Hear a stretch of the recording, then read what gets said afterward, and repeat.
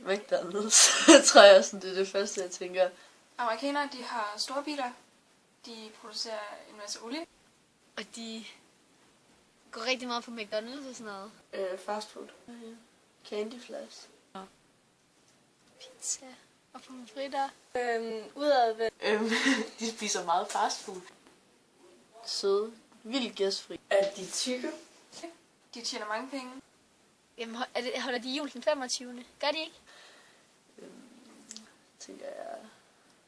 Høje hatte. Sådan swimmingpools. Meget snaksalig. Mega rige. Jeg tænker, at der mangler rige. Og tykke mennesker.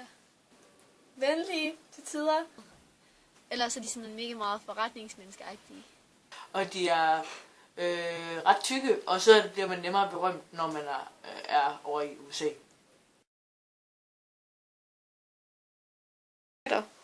Asiater, de er hårdt arbejde. De er ikke ret høje, og de har skæve øjne.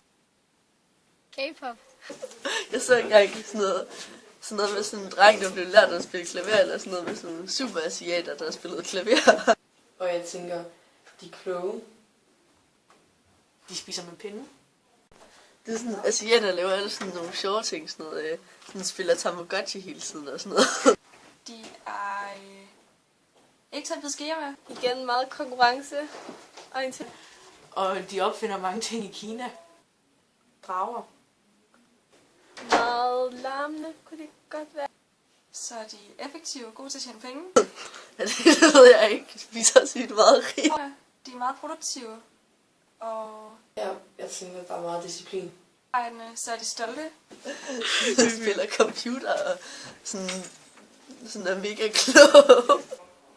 Ris. Tyskere, de er sgu rigtig gode til videnskab. Så tænker jeg, at de er sådan nogle, der altid ligger ekstra gebyr oven i altid.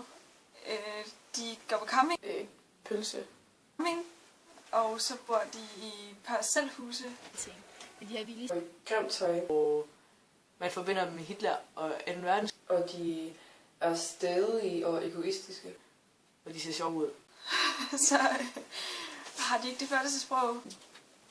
Og så hedder de bare alle sammen sådan Hans. Tyskere. De snakker Og Word. mærkeligt sprog.